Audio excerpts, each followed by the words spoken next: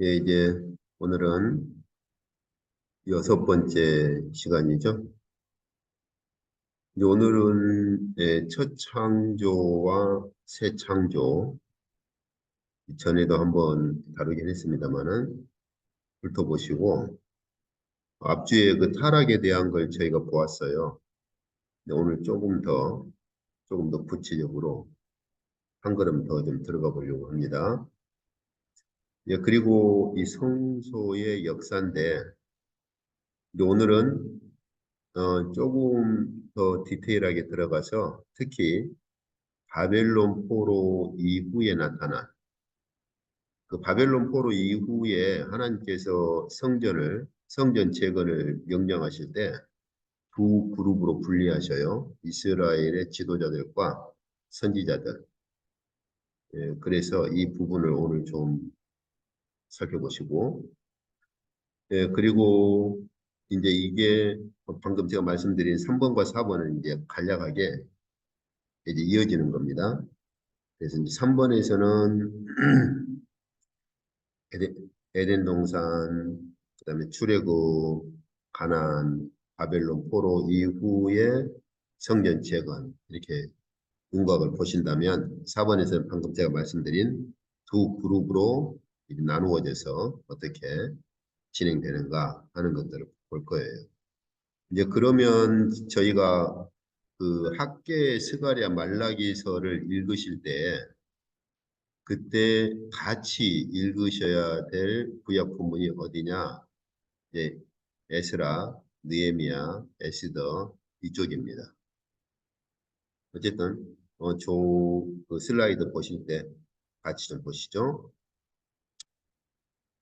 여기 이제 창조를 조금 더 저희가 주목하실 필요가 있는 게 전에 제가 계시록 강의할 때도 언급을 좀 했어요. 저희 한글 성경이 뭐 이제 명령을 보면 직접 명령으로 번역이 됐어요. 그래서 여기 보시면 빛이 있으라 이렇게 그리고 또 궁창을 중심으로 물과 물이 즉 하늘 궁창 위의 물과 궁창 아래의 물로 분리가 되어라. 이런 식으로 해서 첫째 날부터 쭉 그 창조의 명령을 보면 직접 명령으로 이렇게 돼 있거든요. 그런데 제가 전에 언급을 했었죠. 전부 다 3인칭 간접 명령입니다. 그러니까 빛을 향해서 빛이 있어라 이렇게 직접 명령하신 것이 아니고 빛이 있도록 해라. 마치 누군가에게 명령하듯이 누군가가 있어서 빛이 있도록 해라. 이렇게. 물 가운데 궁창이 있어서 물과 물이 나뉘도록 해라. 이렇게. 그래서 하다못해 영어 성경만 봐도 let's로 전부 다 번역하는 걸 볼 수 있어요. 그래서 이 히브리어 성경을 읽을 때 무슨 느낌을 받느냐면 꼭 마치 누군가가 있는 느낌. 이게 바로 저희가 맨 첫 시간부터 보아왔던 카운슬러를 통한 창조인 거죠. 하나님께서 카운슬러가 되시는 바로 예수 그리스도와 성령을 통한 창조를 이루시는 거죠. 그래서 저희가 전에도 보았었죠.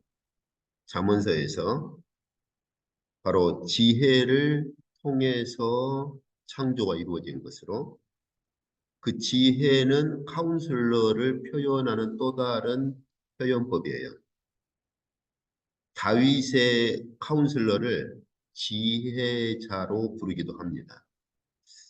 자, 어쨌든 좀 이제 조금 더 디테일한 부분은 뒤에 좀 보도록 하시죠. 그래서 저희가 한 가지 오늘 이 시간 기억하셔야 될 것은 직접 명령이 아니고 3인칭 간접 명령이라고 하는 사실을 꼭 기억을 해야 합니다. 단지 복을 주실 때만 직접 명령하셔요.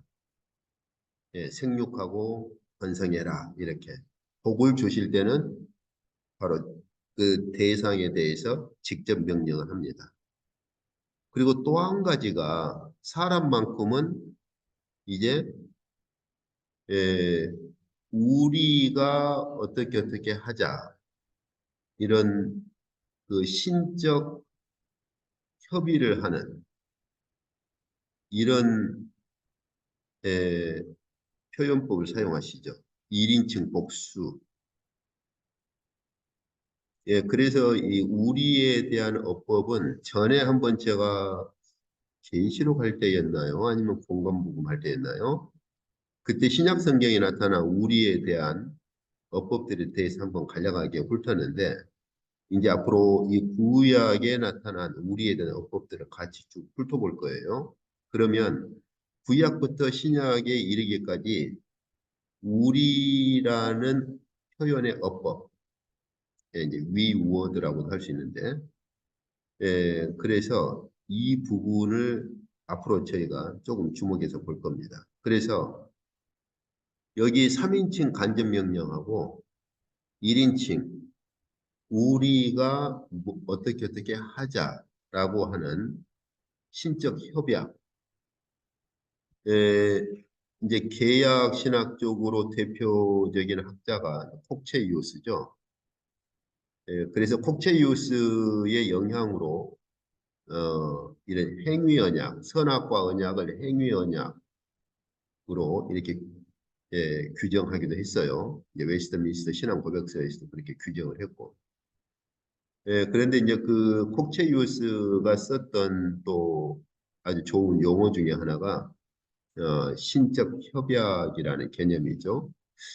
근데 물론 행위 언약이라는 용어는 이제 그 근래에 와서 수정을 받아야 하고 또 잘못 표현한 부분, 잘못 그렇게 표현하기도 했지만 어쨌든 여기 우리라는 이 어법에는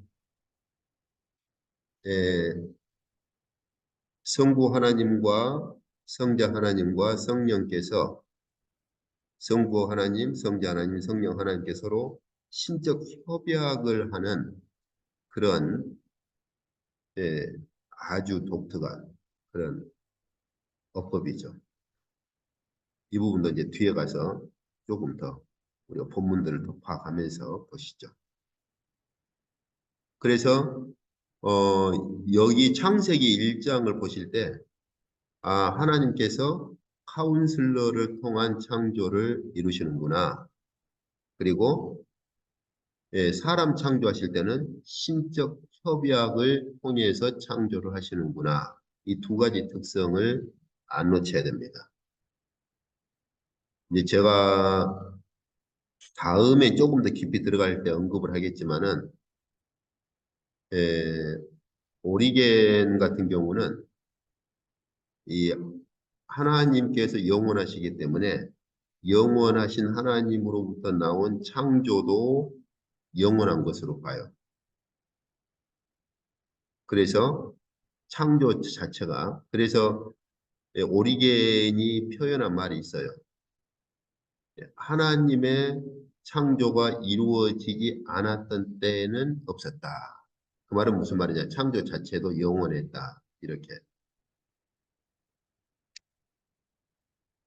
그게 이제 그러다 보니까 결국 이제 아리우스가 오리겐의 영향을 받아서 이제 예수 그리스도를 피조물로 종속적으로 보는 그렇게 이제 진행이 되고 이단으로 정죄를 받죠. 제가 한국에서 이 교회사 공부할 때는 이런 오리겐이나 아리우스와의 이런 관계들, 그들의 가진 백그라운드, 배경 이런 것들에 대해서는 배우지를 못했어요. 그냥 오리겐이 이렇게 말했고 그 다음에 아리우스는 또 분리된 사람처럼 아리우스는 이렇게 말해서 아타나시우스하고 언쟁을 벌여서 이단으로 전개된다. 이렇게 조각조각 이렇게 퍼즐로 그렇게 공부했는데 실제로는 그렇지 않습니다. 자, 어쨌든 이 부분은 창조를 조금 더 한 걸음 더 들어가서 다룰 때 제가 어, 이 부분은 좀 제가 소개를 해드릴게요. 어쨌든 오늘은 두 가지만 기억하시면 돼요. 하나님께서 천지를 창조하실 때 3인칭 간접 명령을 사용하신 것은 카운슬러를 통한 창조를 하시기 때문에 그렇다. 그러나 사람만큼은 성삼위 하나님께서 신적 협약을 하시고 신적 협약으로 사람을 창조하셨다는 거죠. 예, 그래서 그 사람 창조의 결과가 저희가 앞 시간에도 계속 봤지만은 단순한 오늘날과 같은 오늘날 우리와 같은 그런 단순한 창조가 아니고 거의 천상적인 존재로, 천사와 같은 존재로 창조를 하셨던 것이죠. 자, 그러면 예, 하나님께서 이사야 선지자를 통해서 이것도 저희가 예, 앞 시간에 간단히 보았었죠. 새 창조를 예언하시고 그리고 계시록에서 새 창조를 이루신 것을 보여주시죠. 여기 저희가 조금 신중하게 봐야 할 게 새 하늘과 새 땅을 창조하실 거라고 그렇게 약속을 하시죠. 그래서 새 하늘과 새 땅을 창조하면 그러면 어떤 일이 생기느냐? 이리와 어린 양이 함께 먹고 이렇게요. 그러면서 나의 거룩한 산에서는 해함도 없을 것이라 상함도 없을 것이라 이렇게요. 이건 이사야서 11장에서 이미 약속하신 것을 65장에서 반복하신 거예요. 11장에서 보면은 역시 똑같죠. 이리가 어린 양과 함께 살고 표범이 어린 염소와 함께 눕고 그러면서 여기 보면은 거룩한 산 모든 곳에서 더 이상 해가 없을 것이다. 그러니까 이사야서 11장만 가지고 보는 분들이 전천년설에서 이게 천년왕국 때 이루어진다라고 말해요. 천년왕국 때. 그런데 이 말씀을 다시 반복하는 65장에 보면은 이 일이 언제 이루어지느냐? 새 하늘과 새 땅이 완성될 때 이루어지는 일입니다. 그러니까 이 본문은 천년왕국에 적용이 안 돼요. 그러면 새 하늘과 새 땅에서 짐승들이 있느냐? 없죠.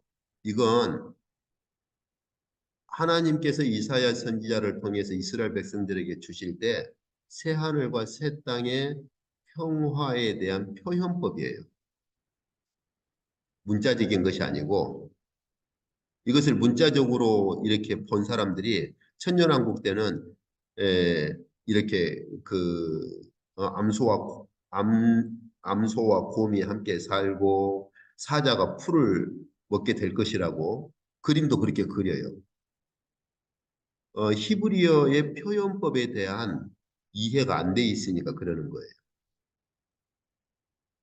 여기 젖된 어린아이가 독사의 굴에 손을 넣을 것이라. 그래서 천년왕국을 기대하는 그런 사람들은 천년왕국 때 이게 문자적으로 이루어질 걸로 봅니다. 그런데 방금 제가 말씀드린 것처럼 하나님께서 이사야 11장에 이렇게 말씀하신 것을 65장에서 반복할 때는 어디에서 새하늘과 새 땅을 창조하실 때 이루어질 일이에요. 그래서 새하늘과 새 땅에서는 죄가 완전히 제거된 상태인데 죄가 완전히 제거된 상태에 대한 묘사죠. 그리고 여기 거룩한 산이라고 하는 것은 저희가 계시록 새하늘과 새 땅이 이루어질 때 볼 수 있는 바로 하나님의 거룩한 성 예루살렘이 내려오는 곳이고 그래서 이 부분에 대한 이해를 조금 그 하나님께서 예언하시는 특성을 따라서 본문을 이해를 해야지 자기 신학적인 교리에 끼워 맞추면 하나님께서 이사야 선지자를 통해서 원래 의도하셨던 그 계시의 의도가 제대로 전달이 안 되는 거죠. 그래서 여기 이제 계시록의 그 새 창조가 이루어질 묵시를 보여주실 때 보면 여기 사도 요한에게 하나님께서 새 하늘과 새 땅을 보여주시죠. 이게 이제 네 번째 묵시라고 그랬죠. 예. 그런데 첫 번째 묵시부터 묵시는 항상 첫 번째 묵시, 두 번째 묵시, 세 번째, 네 번째 묵시는 항상 보좌 위로 끌려 올라가서 보았던 묵시라고 그랬죠. 그러니까 여기 네 번째 묵시도 새하늘과 새 땅을 볼 때 그냥 아래에서 사도 요한이 하늘을 보니까 새하늘과 새 땅이 보인 것이 아니라 사도 요한이 성령으로 하나님의 보좌로 끌려 올라가서 하나님의 보좌에서 본 묵시예요.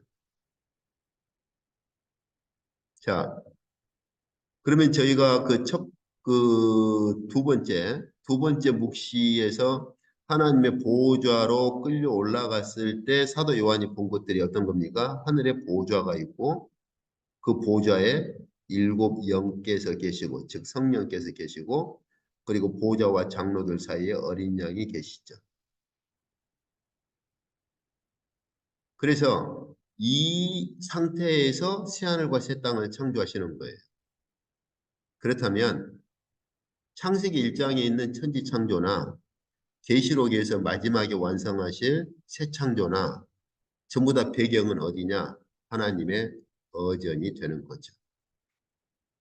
하나님께서 하나님의 어전의 보좌에 계시고 거기에 바로 예수 그리스도와 성령께서 하나님의 카운슬러로 계셔서 창조, 구속, 새 창조 모든 걸 다 그렇게 이루어 가시는 거죠. 예, 그러니까 제가 자꾸 말씀드리지만 저희가 그 성경을 읽을 때 하나님께서 그 계시에서 사용하신 용어들, 배경들 이런 것들을 어, 있는 그대로 있는 그대로 보고 그리고 그 계시의 빛이 무엇인가를 볼 수 있어야지 그렇지 않고 자꾸 어떤 우리가 신학을 하나 설정을 해놓고 내 신학이 이러니까 이 본문은 이럴 거야. 신학의 어떤 틀을 만들어 놓고 거기에 계시를 이것 잘라내고 저것 잘라내고 해서 자기 틀 안에다 집어넣으면 안 된다는 말이에요. 자, 그러면 이제 타락에 대해서 좀 봅시다. 오늘은 조금 더 구체적으로 여기 뱀에 대한 문제를 좀 다루려고 하거든요. 여기 그 나하쉬라고 하는 거, 이 한이라고 하는 건 정관사고 나하쉬라는 뱀이 구약에서 두 가지로 쓰입니다. 하나는 그냥 일반 뱀을 말할 때도 써요. 가령 그 이제 모세가 지팡이 던질 때 뱀으로 만들어진다든지 그냥 일반적인 뱀, 우리가 말하는 일반적인 뱀을 말할 때도 이 나하쉬를 씁니다. 그런데 또 한 가지 어법이 있어요. 이것을 많이 간과하는 것 같아요. 그래서 이 두 가지를 정확히 이해를 해야 창세기 3장에 나타난 뱀의 특성을 이해를 할 수 있고 이것을 이해를 해야 계시록에서 하나님께서 사도 요한에게 보여주셨던 계시를 이해를 합니다. 자, 여기 그 이사야서에 보시면 하나님께서 뱀을 심판하시는 그 문맥에서도 여기 보면은 역시 나하시를 쓰고 있어요. 그런데 이 나하시를 무엇하고 동의어로 쓰고 있느냐? 리워야단이라고 하는 예, 이게 이제 그 영어에서는 그냥 르바이어선이라고 발음을 그렇게 하지만 히브리어로는 그대로 리워야단. 그래서 우리 한글에서는 히브리어 발음 그대로 가져왔어요.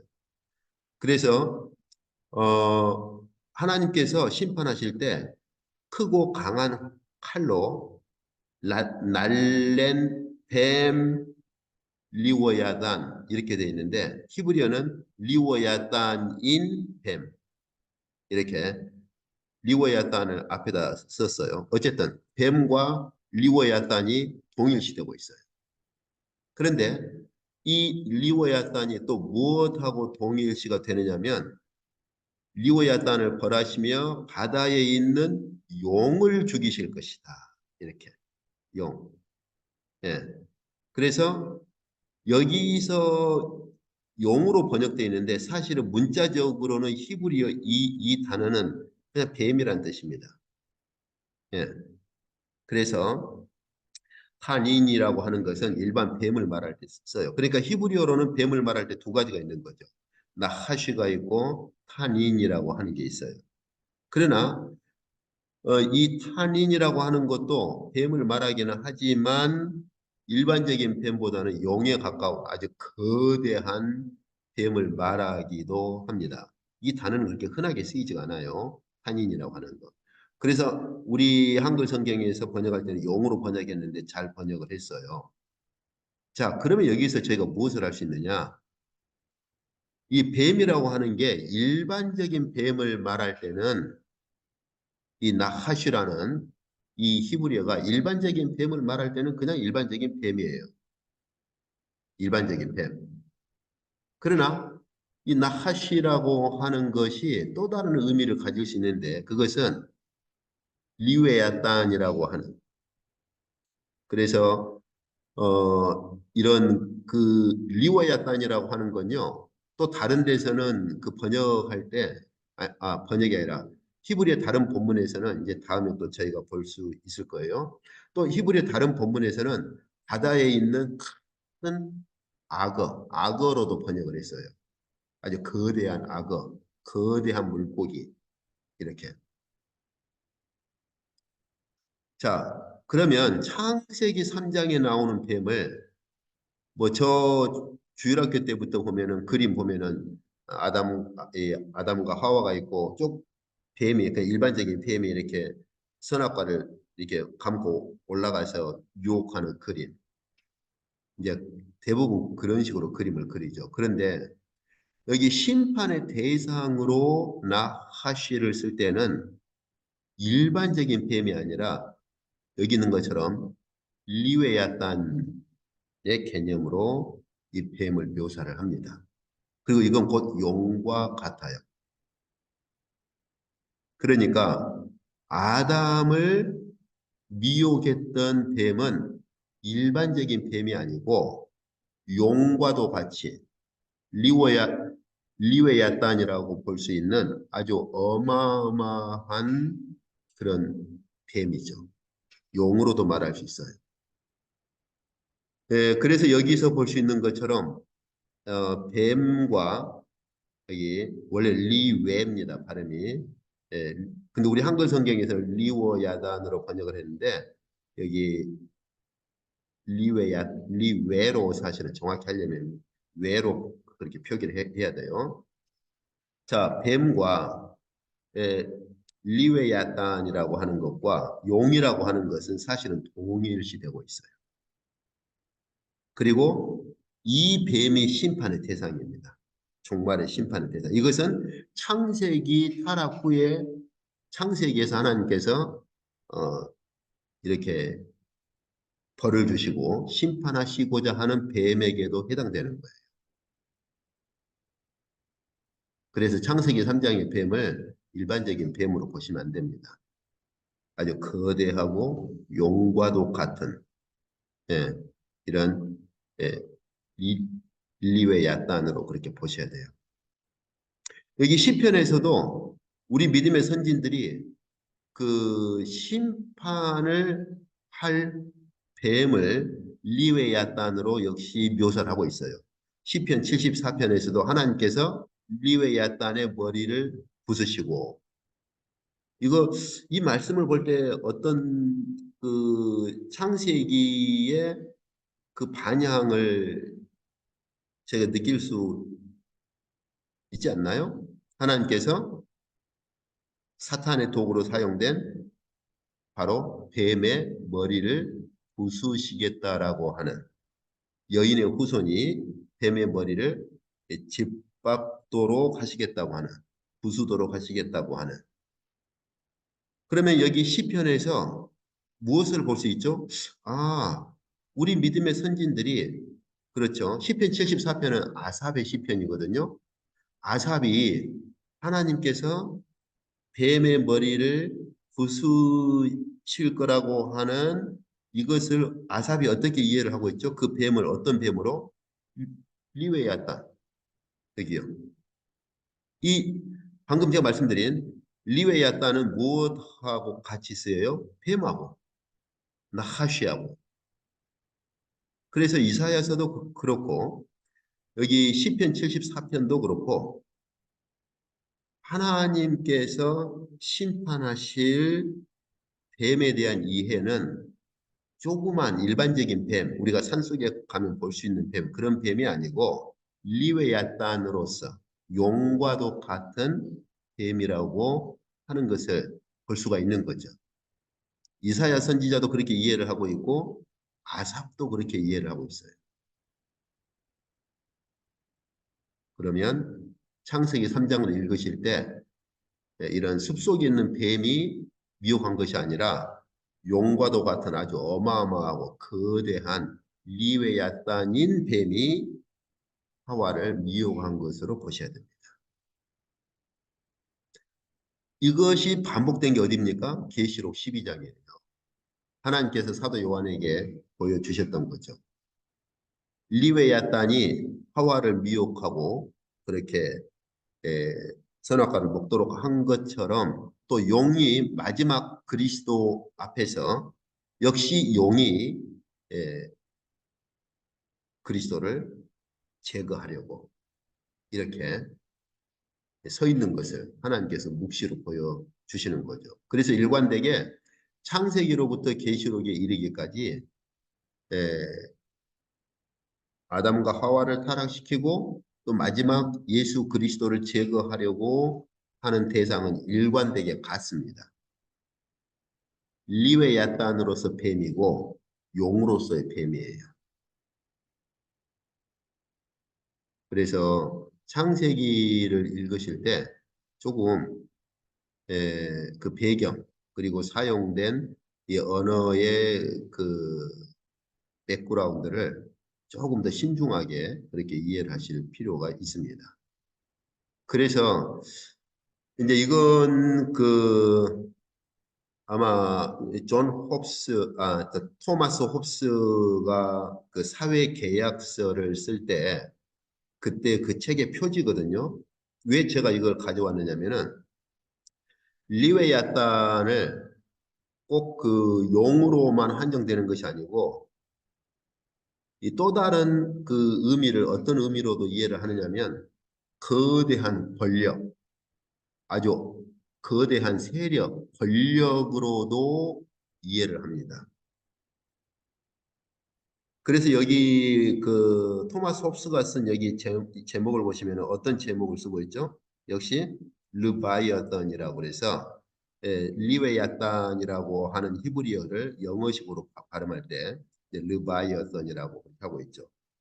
그래서 이 어떻게 그 리웨야단, 르바이어던을 이해를 하고 있느냐? 여기 보시면은 르바이어던 여기 보세요. The matter, form, and power of commonwealth, ecclesiastical, and civil. 그러니까 이런 그 교회 여기 이제 지금은 요 ecclesiastical 쓸 때 L을 하나만 쓰는데 그 당시에는 이제 존 홉스가 쓸 때는 두 개를 쓴 거고 폼도 이제 E를 붙였죠. 그 당시에는 어쨌든 교회와 사회가 가지고 있는 어떤 공동체적인 집합체적인 권력과 형태와 어떤 그 진료 그러니까 르바이어선을 뭘로 이해를 하고 있느냐 교회나 사회가 가지고 있는 권력 어떤 형태 그 권력의 그 형태 권력의 진료 이제 진료라고 문자적으로 번역하니까 좀 어색하긴 합니다만은 그래서 이걸로 르바이어선, 리워야단을 이해를 하고 있는 거예요. 그러니까 무슨 말이냐? 리워야사는 어떤 그 거대한 어떤 그 용과도 같은 거대한 이러한 짐승임과 동시에 그 용이나 거대한 짐승이 가지고 있는 권력을 나타낼 때도 쓴다는 말이에요. 여기 이 표지에 보면 이 부분 잘 안 보이시죠? 여기 보면요. 여기 확대해 보면 여기 가슴 부분 제가 확대한 건데요. 사람들이 있죠, 이렇게. 엄청 많은 사람들이 가슴과 팔에 다 모여 있죠. 왜 이걸 이렇게 그렸느냐? 여기 토마스 홉스가 이 르바이어선에서 결국 정립한 설이 뭐냐면 사회계약설입니다. 사회계약설. 쉽게 말하면 간단히 말하면 사람은 죄성 때문에 에, 그 사람은 어떤 죄성 때문에 그 가만히 사람들만 모이면 정글의 법칙이 거기에 존재한다는 거예요. 정글의 법칙이. 다시 말해서 토마스 홉스는 우리가 국가가 있기 전 원시 상태, 원초적인 상태, 가장 원시 상태로 한번 돌아가 보자 이렇게 제안을 해요. 한번 우리가 생각해 보죠. 이 세상에 국가가 나타나기 전에 가장 원시 상태로 돌아가면 이제 토마스 홉스는 그렇게 가정하는 거죠. 국가가 등장하기 전에 원시 상태로 가면 사람들만의 사회였을 것이다. 사람들이 살아가는 그런 원시 사회가 있었을 것으로 가정하는 거예요. 자, 그러면 한번 생각해 봅시다. 국가가 없어요. 그러면은 이 사회가 어떻게 되겠어요? 우리의 죄성 때문에 정글의 법칙이 지배하겠죠. 그러니까 그러면 이제 사람들이 어떻게 하겠어요? 아, 우리가 이대로 살아가면 정글의 법칙이 지배를 하겠구나. 그러면 우리가 국가라고 하는 거대한 리오야단이라고 하는 르바이어선과 같은 아주 거대한 권력을 하나 만들자. 우리를 보호할 수 있도록. 그래서 사람들이 스스로 자기들 스스로 사회적으로 계약을 체결합니다. 그래, 국가라는 거대한 르바이어선, 거대한 권력을 하나 만들자. 왜? 국가라는 권력이 있어야 정글의 법칙이 지배하지 않을 거니까. 어떤 강도가 우리를 힘센 사람이 약탈할 때 국가가 지켜줄 거니까. 이렇게 가정을 하는 거예요. 그래서 국가라고 하는 거대한 어떤 권력체를 묘사할 때 쓰는 게 뭐냐? 르바이어탄, 리워야탄이라고 하는 이 성경에 있는 구약 성경에 있는 것을 이 단어를 가져올 때 홉스는 이 리웨야탄을 용과도 같은 거대한 동물로 보는 것이 아니라 그 용과도 같은 어떤 절대 권력, 아주 거대한 권력으로 이 단어를 이해를 한 겁니다. 그런데 홉스가 굉장히 큰 실수를 한 거죠.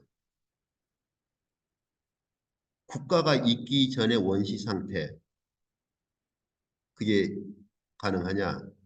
없습니다. 사람은 태어날 때부터 국가적 존재예요. 계급이 존재하고 질서가 존재하고 사람은 이 본성적으로 태생적으로 인간은 국가적 존재입니다. 왜 그러느냐? 우리가 하나님의 피조물이기 때문에 그래요. 하늘에도 국가라고는 말은 못해도 질서와 계급이 있어요. 천사들 사이에도. 그래서 이런 계급이나 이러한 것들이 부정적이냐? 사실은 부정적이질 않아요. 이게 이제 국가에서 부패하게 쓰이니까 사람들이 이걸 부정적으로 보는 거지. 교회 안에도 질서가 있죠. 이 자리가 있고.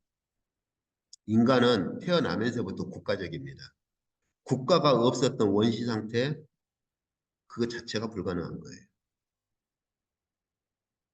국가가 없었다가 원시 상태에서 인간들이 불안하니까 우리를 보호하기 위해서 국가를 만들었다.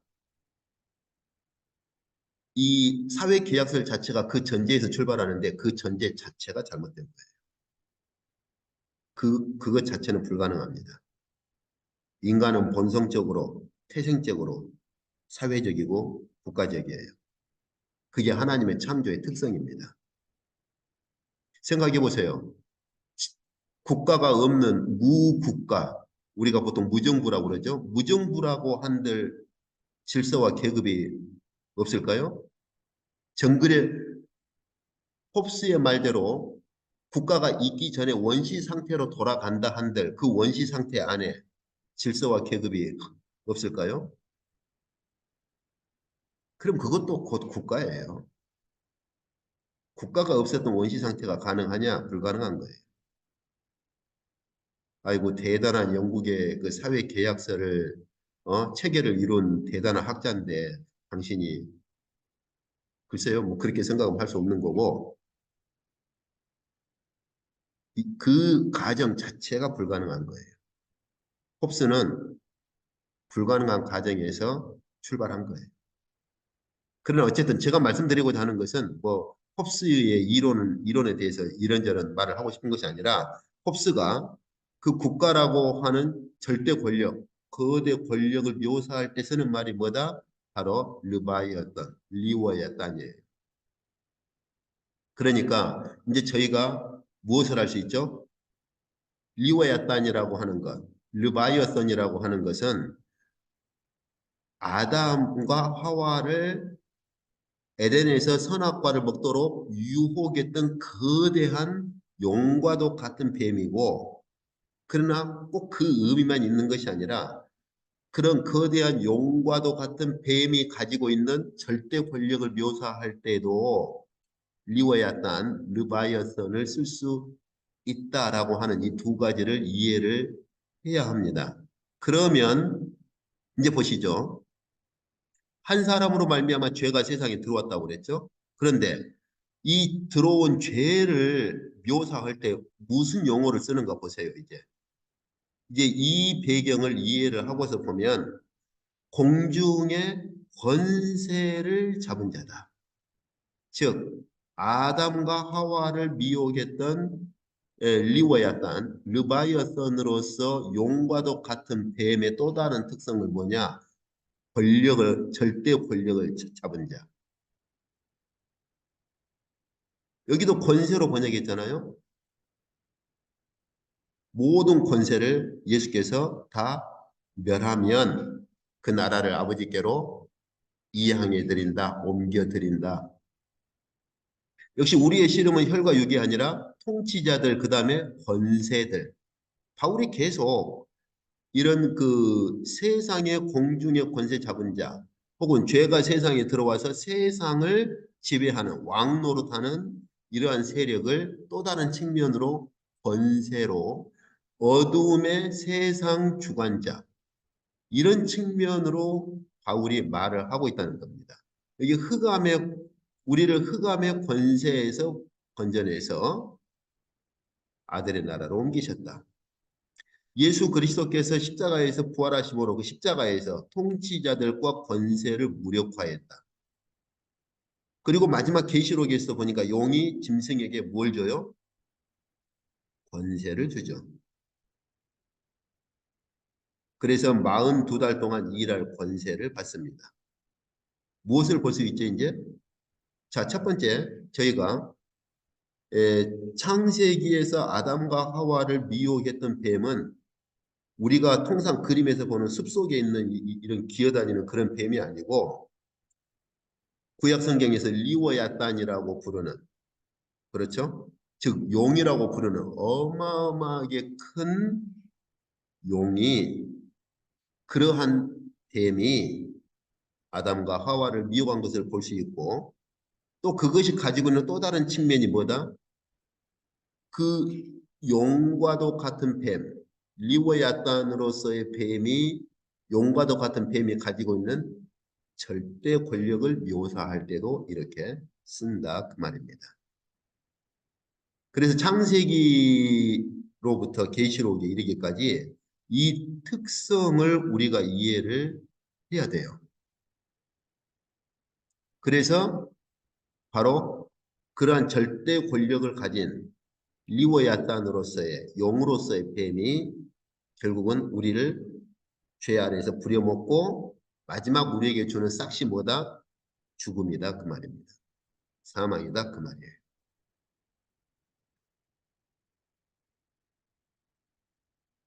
예, 그래서 저희가 이제 이건 앞 시간에 본 거죠. 죄가 들어오고 예.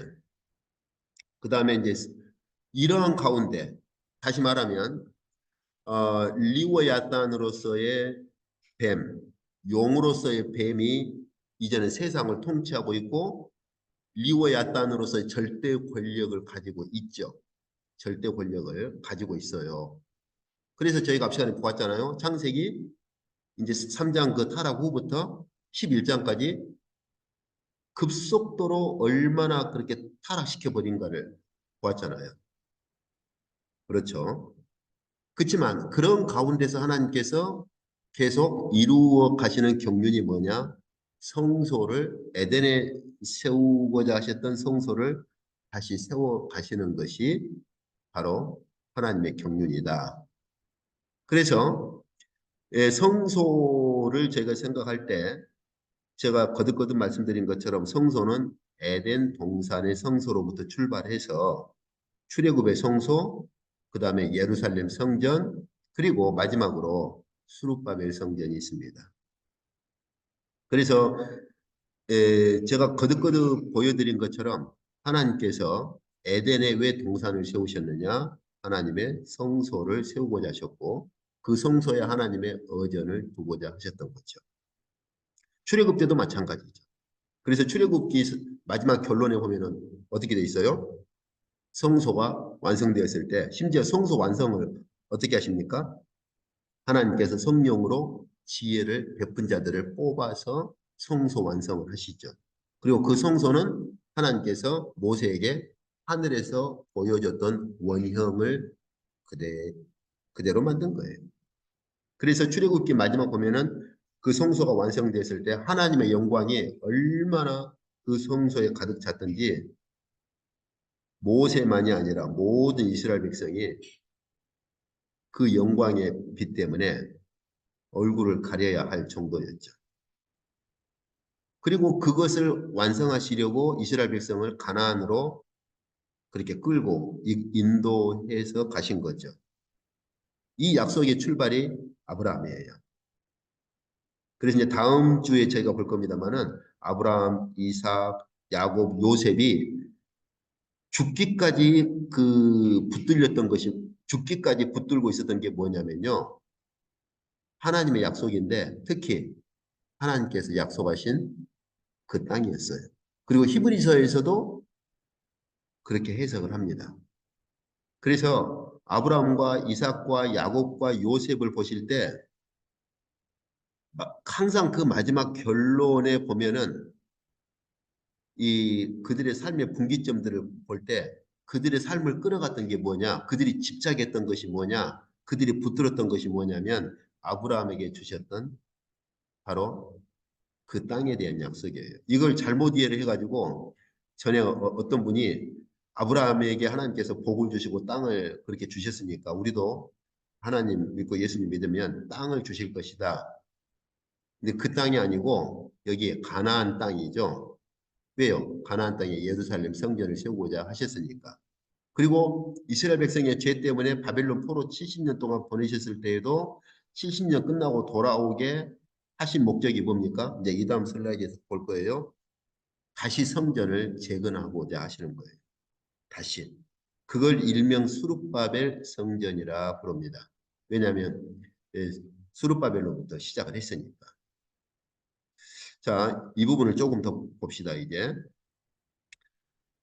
그 바벨론 포로 후에 하나님께서 성전을 다시 재건하도록 그렇게 그 세운 두 그룹이 있는데 한 그룹은 이스라엘의 지도자 그룹이고 왜냐하면 바벨론 포로 끌려갈 때 더 이상 이스라엘의 왕이 존재하지 않았거든요. 그러니까 왕의 역할을 누가 했느냐? 이스라엘의 지도자가 하는데 세 지도자가 하죠. 저희가 잘 아시는 것처럼 스룹바벨, 에스라, 느헤미야 1차, 2차, 3차에 걸쳐서 그래서 스룹바벨이 1차 바벨론 포로에서 1차 귀환해가지고 성전 재건부터 시작을 하는데 왜 그러느냐? 하나님께서 그 지시를 하셨어요. 에스라는 이제 와가지고 다시 신앙 재건을 하죠. 그리고 느헤미야가 와서 이렇게 나머지 무너진 성벽을 재건해서 완전히 성전을 이렇게 완성을 하지요. 그런데 하나님께서 이스라엘의 지도자만 써서 성전을 재건하느냐? 그렇지가 않아요. 그때 세운 선지자들이 학개, 스가랴, 말라기입니다. 그래서 아까 제가 말씀드린 것처럼 에스라, 느헤미야, 에스더는 학개, 스가랴, 말라기랑 같이 읽어야 돼요. 근데 분리되어 있다 보니까 사람들이 그 연결성을 잘 안 지으려고 하는데 왜 그 에스라, 느헤미야, 에스더 이쪽 부분은 역대상이나 저 열왕기하고 역대기하고 같이 묶어져 있느냐면은 여기 이스라엘의 지도자들은 바벨론 포로 이후에 실질적으로 왕과도 같은 지도자 역할을 했어요. 더 이상 왕이 없었으니까. 그래서 히브리어 성경에서는 에스라, 느헤미야, 물론 에스더는 이스라엘의 지도자는 아니지요. 그러나 에스더 그 왕비 때문에 이제 불임절이 생겨나죠. 이스라엘 백성들의 생명이 건진받기 때문에 그래서 거기다가 에스더서를 넣었는데 어쨌든 이 에스라나 느헤미야는 이런 이 열왕기나 역대기 쪽에 같이 묶어줄 수밖에 없는 게 왕과도 같은 이스라엘의 지도자거든요. 그래서 거기에 배치를 한 것뿐이지 본문을 읽을 때는 에스라, 느헤미야, 에스더는 학개, 스가랴, 말라기하고 같이 읽어야 돼요. 배경이 다 같아요. 배경이. 그리고 이 학개, 스가랴, 말라기 세 선지자가 바벨론 포로 이후에 하나님께서 세우신 선지자들이죠. 자, 그럼 봅시다. 여기 바사라고 번역을 해놓으니까 저희가 참 그 바사를 알기가 어려워요. 근데 페르시아입니다. 퍼시아. 그러니까 페르시아로 번역을 했으면 학생들 그 이미 세계사 공부하고 다 했으니까 페르시아 왕 말하는구나 그럴 건데 바사로 이렇게 번역을 해버리니까 이걸 바사가 뭐지? 이런 경우가 참 많아요. 왜 이걸 바사로 물론 이제 히브리어 발음을 이제 좀 가져온 것으로 보이는데 그러나 이런 경우는 이 번역을 할 때 현재 통용되는 보편적인 용어를 써야 되는 거예요. 그래서 페르시아로 번역을 해야 됩니다. 어쨌든 페르시아 왕 고레스 당시에 여호와께서 예레미야 입을 통하여 하신 말씀을 이루시려고 고레스의 마음을 움직이십니다. 페르시아가 강대국이었잖아요. 그래서 그 페르시아 왕 고레스의 마음을 감동을 시키셔가지고 고레스가 어떻게 말해요? 하늘의 하나님 여호와께서 세상 모든 나라를 내게 주셨고 나에게 명령해서 유다 예루살렘의 성전을 건축하라는 이런 마음의 감동을 주신 거죠. 그래서 이스라엘의 하나님은 참 신이시라. 그래서 바벨론 포로로 끌려와 있는 자들 중에 하나님의 백성 된 자는 다 예루살렘으로 가서 성전을 건축해라. 이렇게 해요. 이런 고레스의 영이 내려지죠. 그러면서 그 하나님은 예루살렘에 계신 하나님이시라. 이렇게 공표를 합니다. 그래서 이때부터 1차, 2차, 3차로 귀환을 하죠. 이 예레미야에게 약속하신 것이 바로 예레미야 29장 10절이죠. 여호와께서 예레미야 선지자를 통해서 약속을 하셨어요. 이미 바벨론에서 70년이 차면 내가 너희를 다시 이곳으로 이스라엘 땅으로 그렇게 돌아오게 하겠다. 이렇게. 또 14절에서도 마찬가지죠. 너희 포로로 끌려갔던 자들을 다 돌아오게 하겠다. 이렇게. 물론 이사야 선지자를 통해서도 약속을 하셨어요. 그래서 고레스는 하나님의 목자와 같은 역할을 할 것이다.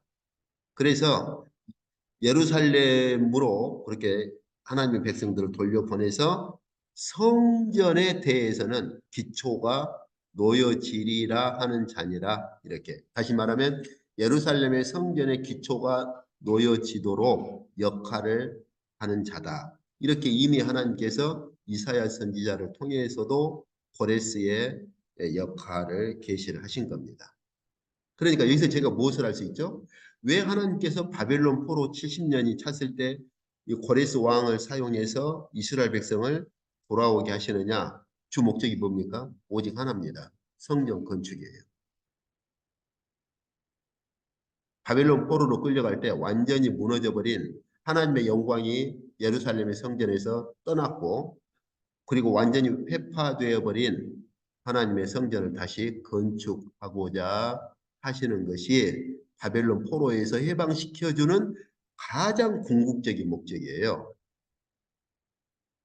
그러니까 위에서 방금 제가 보여드린 슬라이드처럼 하나님께서 에덴 동산에 세우고자 하셨던 성소를 이스라엘 백성을 이집트에서 끄집어내서 그 성소를 다시 세우고자 하셨고, 그리고 그것을 이루시고자 이스라엘 백성을 가나안 땅으로 들여보내서 가나안에 예루살렘 성전을 세웠죠.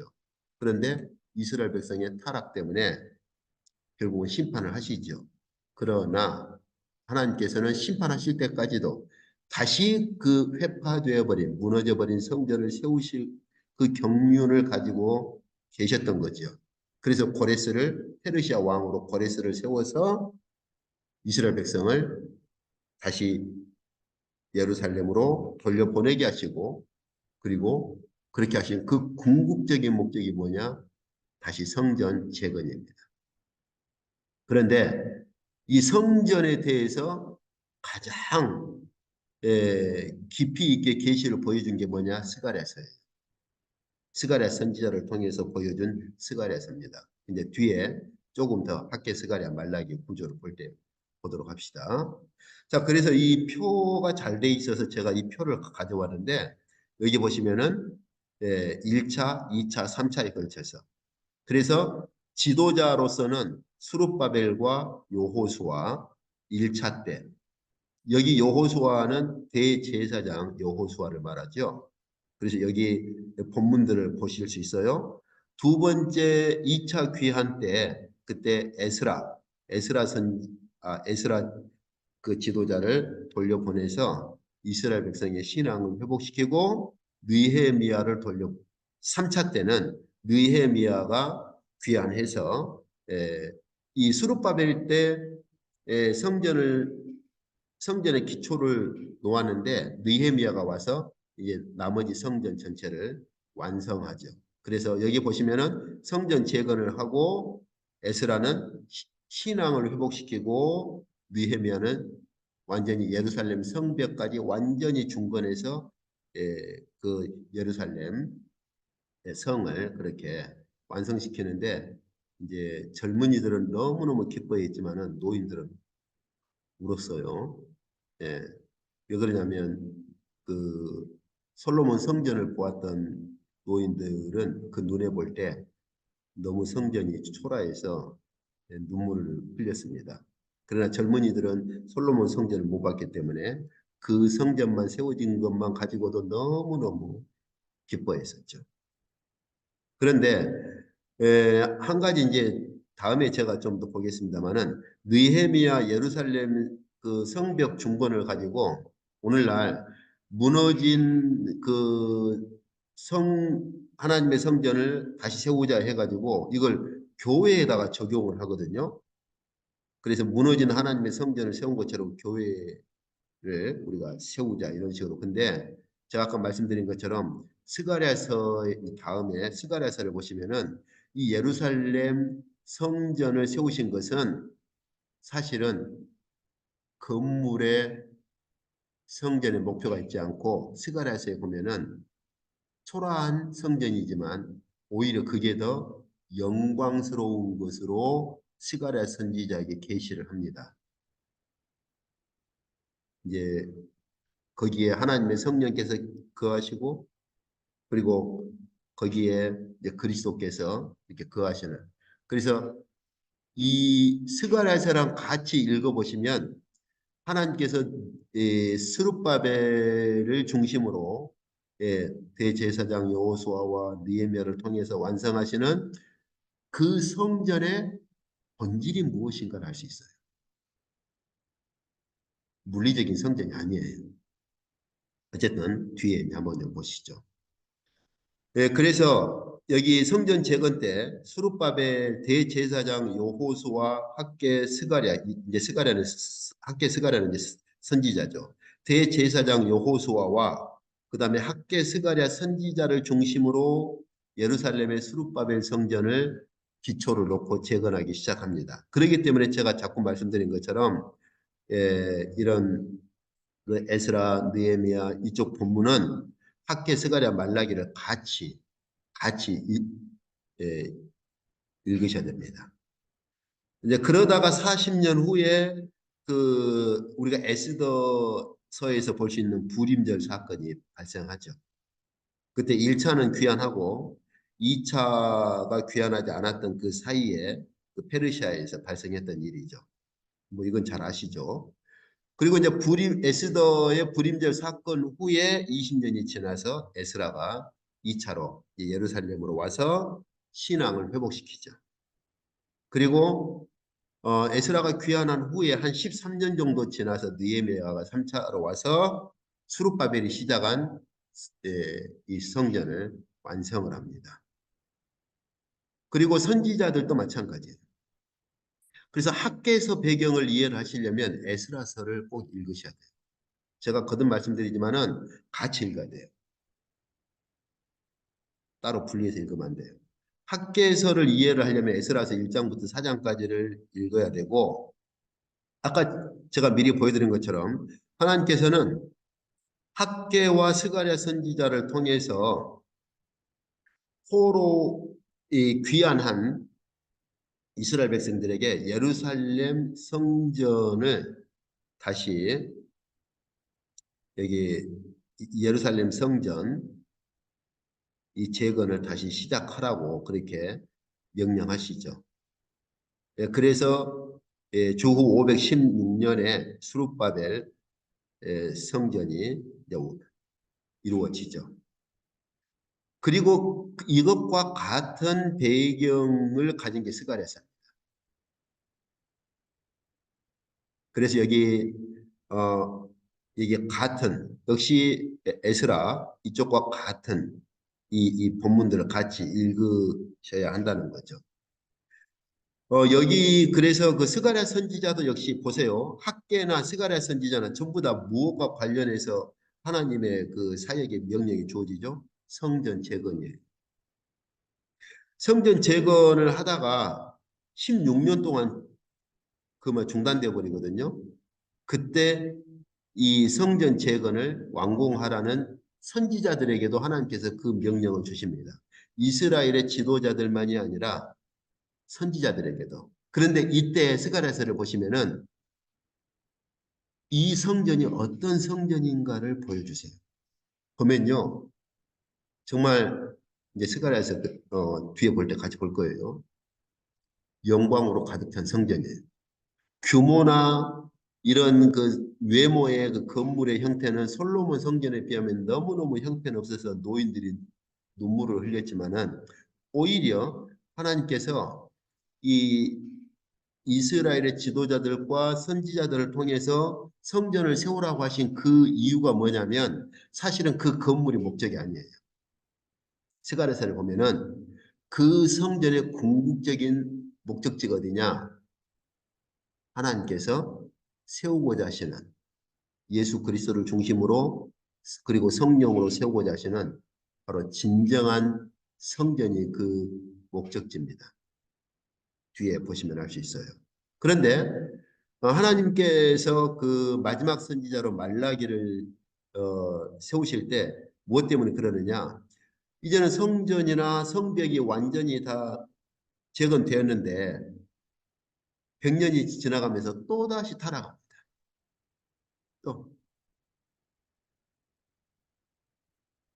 참, 참 바벨론 포로 그렇게 70년 동안 끌려갔는데도 성전이 이제는 완성이 되고 성벽까지 다 완성이 되니까 한 100여 년 정도 흘러가면서 다시 또 타락해요. 그래서 하나님께서 말라기 선지자를 통해서 엘리야 예언을 하시죠. 이제 이건 뒤에 한번 보시죠. 그리고 하나님께서 스가랴 선지자에게 보여주었던 이 묵시로 보여주었던 바로 그리스도를 통한 성전. 그래서 그리스도께서 헤롯이 지은 성전을 허물어 버리라고 말씀하신 거예요. 왜요? 하나님께서 그리스도를 보내서 세우고자 하셨던 성전은 사도 요한이 말한 것처럼 저희가 앞전에 보았죠. 사도 요한이 말한 것처럼 예수 그리스도의 이 성육신으로 세우고자 하시는 성소, 그곳에 하나님의 우리를 들여보내셔서 우리를 또한 하나님의 성전으로 세우고자 하시는 것. 그리고 계시록 보니까 그러한 자들이 다 모여 있는 곳이 어디냐? 하나님의 신부로서 하늘의 새 예루살렘이다 하는 거죠. 이 묵시의 출발이 스가랴서에 있습니다. 그래서 겉으로 볼 때는 참 그 성전이 초라하고 솔로몬 성전에 비하면 참 그 눈물 날 정도로 그렇게 참 형편없어 보였으나 오히려 하나님께서는 이때 성전을 세우라고 하심으로 목표하셨던 바로 그리스도로 말미암아 세우고자 하셨던 영광스러운 성전을 미리 스가랴 선지자에게 보여주시죠. 앞으로 이제 그런 것들을 조금 더 하나씩 하나씩 봐가도록 합시다. 그래서 어, 이렇게 창세기부터 이러한 그 흐름을 타고 하나님의 구원의 경륜 그리고 계시가 흘러온 것을 볼 수가 있습니다. 여기까지 하겠습니다.